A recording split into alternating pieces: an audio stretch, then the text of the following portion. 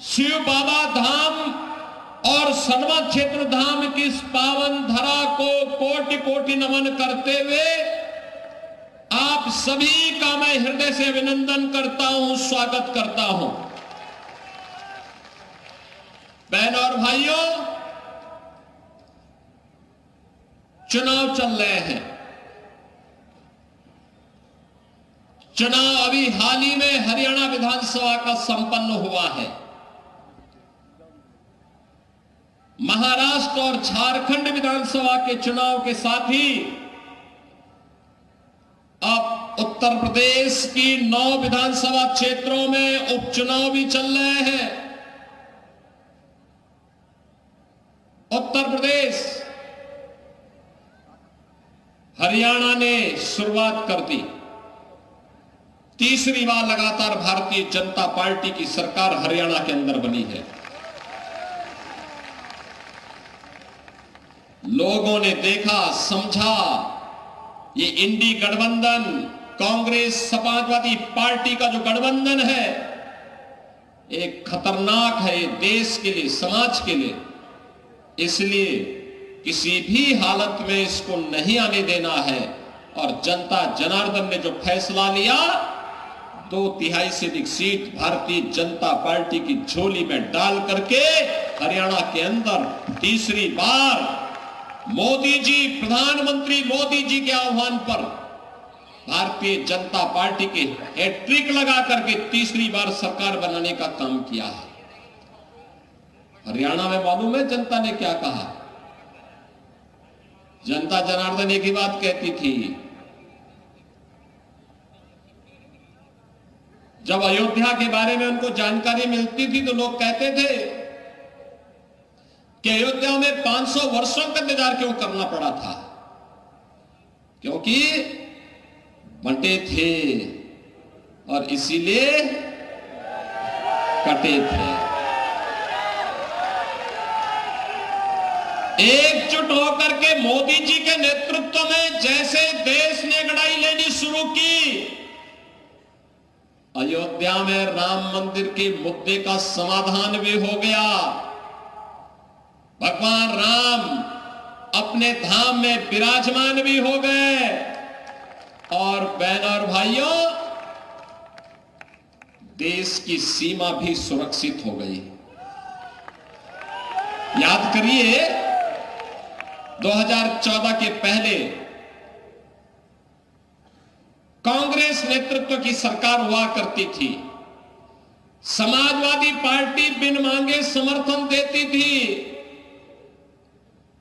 और पाकिस्तान घुसपैठ करता था, आतंकी वारदात करता था, चीन भारत की सीमा में घुसता था। हम लोग आवाज उठाते थे। सांसद के रूप में मैं, हरिओम पांडे जी, ये लोग संसद में आवाज उठाते थे कि भाई देश के दुश्मन देश की सीमा के अंदर घुस रहे हैं, इनका मुंह तोड़ जवाब दो। तो ये लोग कहते थे, इंडी गठबंधन के लोग जो आज है, ये कहते थे अरे संबंध खराब हो जाएंगे। और आज अगर दुश्मन भारत की सीमा में घुसता है तो जैसे को तैसा मार करके उसकी ध्वजियां उड़ा दी जाती है दुश्मन की, और फिर एयर स्ट्राइक और सर्जिकल स्ट्राइक करके आज भारत के बहादुर जवान पाकिस्तान के अंदर घुसते हैं और पाकिस्तान दुनिया के मंचों पे चिल्लाता है कि साहब बकस दो, एक बार जान बचा दो, बस भारत कभी भी तबाह कर देगा। ये नया भारत है, ये नया भारत है। छेड़ता नहीं, लेकिन कोई छेड़ेगा तो उसको छोड़ता भी नहीं है। ये नया भारत है, अपने सम्मान और अपने स्वाभिमान की रक्षा करना जानता है। और एक कांग्रेस और समाजवादी पार्टी के लोग तो याद करिए, 1 साल पहले 31 अक्टूबर को राष्ट्रीय एकता दिवस के रूप में लौह पुरुष सरदार वल्लभ भाई पटेल जी की जयंती को पूरे देश के अंदर हम लोग मना रहे थे। समाजवादी पार्टी उस दिन भारत के विभाजन के लिए जिम्मेदार जिन्ना की जयंती मना रहा था। लौह पुरुष सरदार वल्लभ भाई पटेल, भारत की एकता के शिल्पी, भारत के अखंडता के शिल्पी लौह पुरुष सरदार वल्लभ भाई पटेल को जब केंद्र और राज्य सरकार, पूरा देश सरदार सम्मान के साथ याद कर रहा था, तब समाजवादी पार्टी के मुखिया जिन्ना को याद कर रहे थे। बहनों और भाइयों, ये लोग महापुरुषों का सम्मान नहीं करते। ये सपा हो या कांग्रेस, दोनों एक ही थैली के चट्टे बट्टे हैं।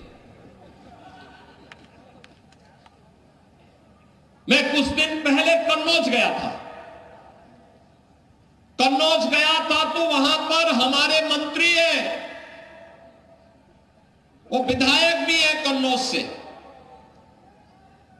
उन्होंने मुझे अवगत कराया, कहा कि कन्नौज के मेडिकल कॉलेज का नामकरण बाबा साहब डॉक्टर भीमराव अंबेडकर के नाम पे था। अखिलेश यादव ने समाजवादी पार्टी की सरकार के समय में नाम बदल दिया है।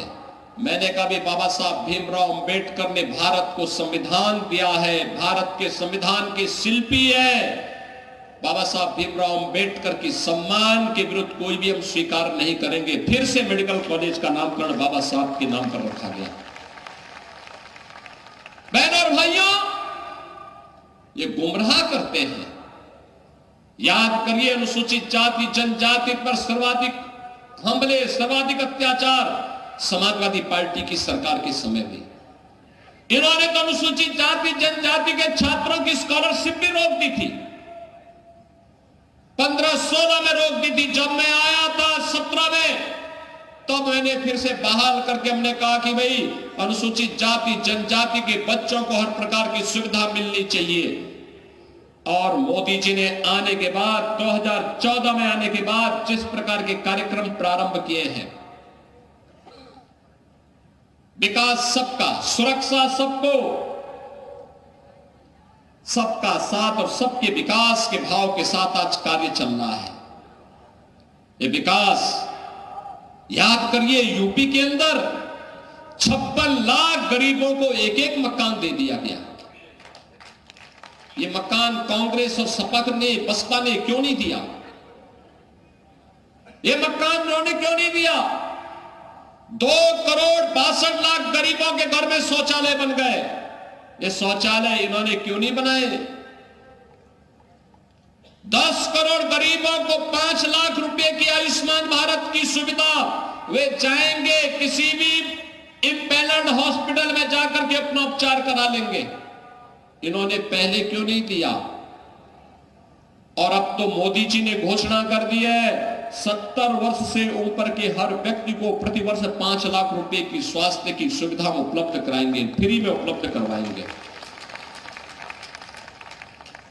बहनों और भाइयों, 12 करोड़ किसानों को प्रधानमंत्री किसान सम्मान निधि का लाभ, 15 करोड़ गरीब उत्तर प्रदेश के अंदर फ्री में राशन की सुविधा का लाभ प्राप्त कर रहे हैं।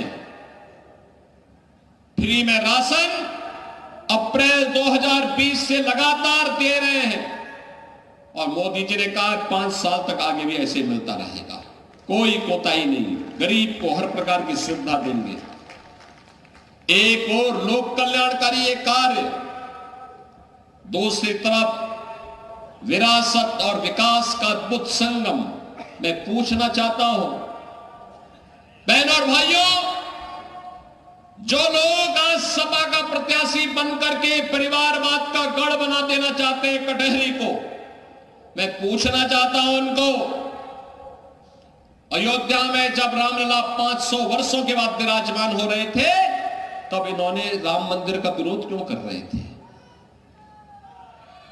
मुझे बताइए, शिव बाबा धाम के लिए इन्होंने कुछ नहीं किया, जबकि यहां के हर गरीब की श्रद्धा का केंद्र है।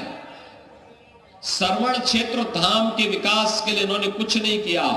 लेकिन भारतीय जनता पार्टी की डबल इंजन सरकार अयोध्या में राम मंदिर के निर्माण और अयोध्या के सुंदरीकरण के साथ साथ शिव बाबा धाम और श्रवण क्षेत्र धाम के सुंदरीकरण के कार्यक्रम को भी तेजी के साथ आगे बढ़ाने का काम कर रही है। बहनों और भाइयों, ये क्षेत्र तो प्रखर समाजवादी चिंतक डॉक्टर राम मनोहर लोहिया की भी पावन भूमि के रूप में जाना जाता है। याद करिए, एक समय देश के अंदर समाजवादी आंदोलन को नेतृत्व कौन दे रहे थे? जयप्रकाश नारायण जैसे पुरोधा, डॉक्टर राम मनोहर लोहिया, आचार्य नरेंद्र देव, स्वर्गीय चंद्रशेखर जी, श्री जनेश्वर मिश्र जी, ये लोग समाजवादी आंदोलन को नेतृत्व देते थे। और आज की समाजवादी पार्टी क्या हो गई है? देख सपाई बिटिया घबराई, देख सपाई बिटिया घबराई।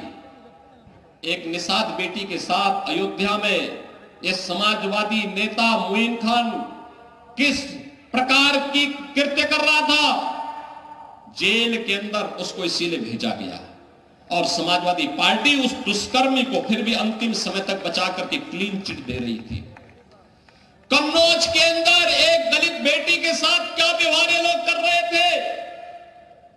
आपने लखनऊ में देखा होगा, उस दिन भारी बारिश पड़ी थी और एक बेटी अपने परिवार के साथ मोटरसाइकिल से जा रही थी। ऐसे ही एक उच्छृंखल सपाई के द्वारा उस बेटी को मोटरसाइकिल से गिरा करके किस प्रकार से अपमानित किया जा रहा था। जब हम लोगों ने जेल के अंदर डाला तो समाजवादी पार्टी के लोगों ने थाना घेराव किया। वो तो पुलिस का डंडा था, ये सपाई उसके कारण भाग गए, नहीं तो ये जो गुंडागर्दी के लिए। और बहनों और भाइयों, मैं तो आपसे कहने के लिए आया हूं, ये समाजवादी पार्टी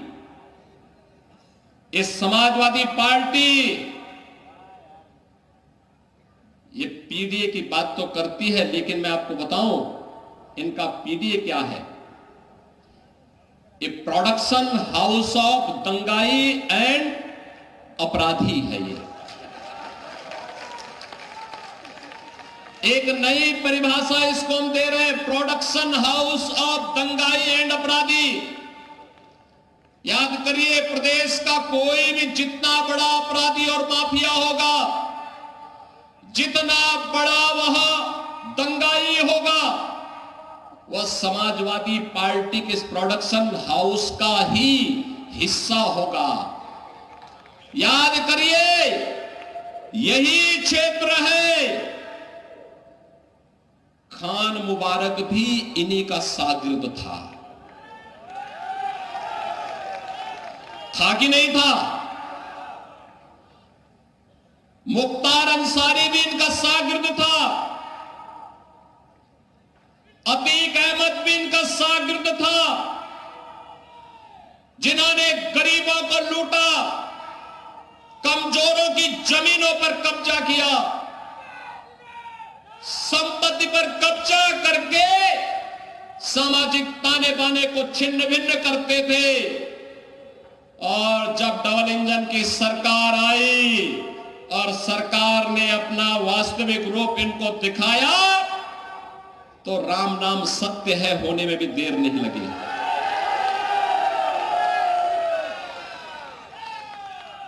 और इसीलिए मैं आपसे कहने के लिए आया हूं, बहनों भाइयों, आपसे कहने के लिए आया हूं, भाजपा है जो परिवारवाद नहीं, जातिवाद नहीं, महापुरुषों का सम्मान होना चाहिए। याद करिए, मोदी जी ने बाबा साहब भीमराव अंबेडकर के पंचतीर्थ बनाए। बाबा साहब भीमराव अंबेडकर से जुड़े हुए पंचतीर्थ मोदी जी के कारण बने।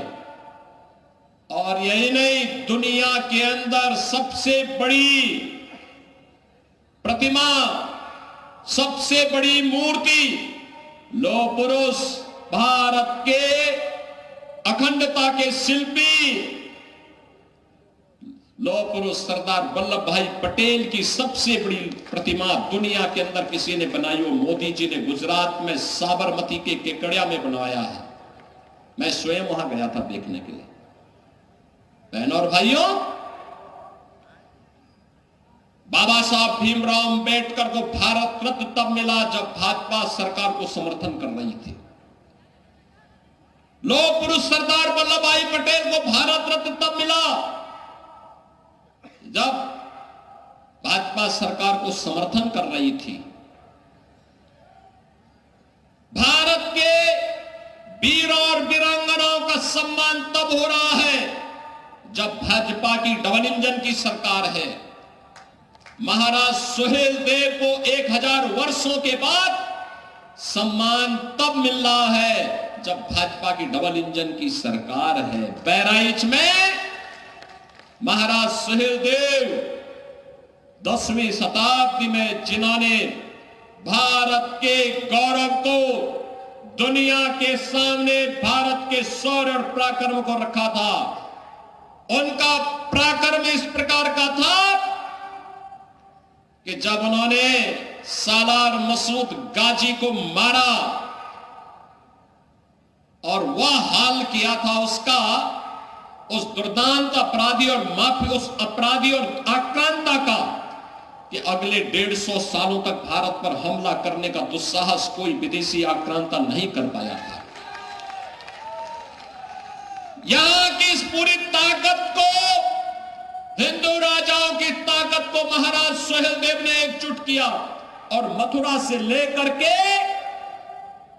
बहराइच नेपाल की सीमा के अंदर तक उन्होंने सुरक्षा का एक ऐसा पुख्ता जाल बनाया कि एक बार सालार मसूद उसके अंदर घुसा क्या, फिर निकल नहीं पाया। उसके बाद उसकी कब्र ही खोदी गई।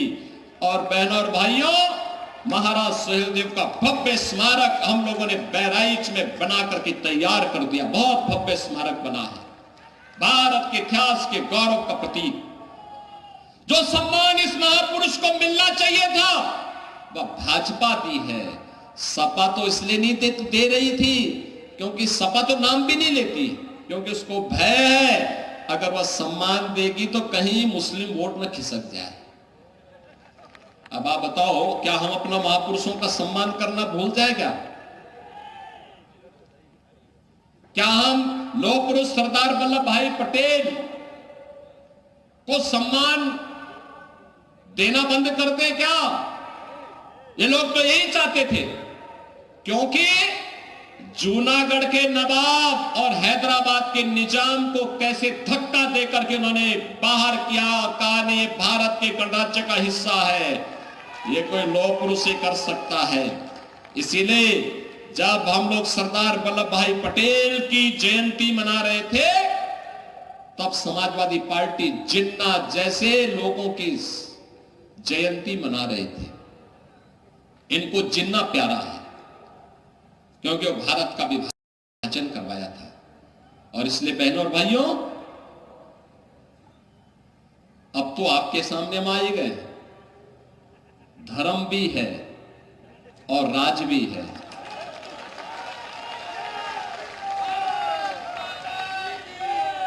बहनों और भाइयों, धर्मराज भी है और भगवान राम अयोध्या में विराजमान हो गए हैं, तो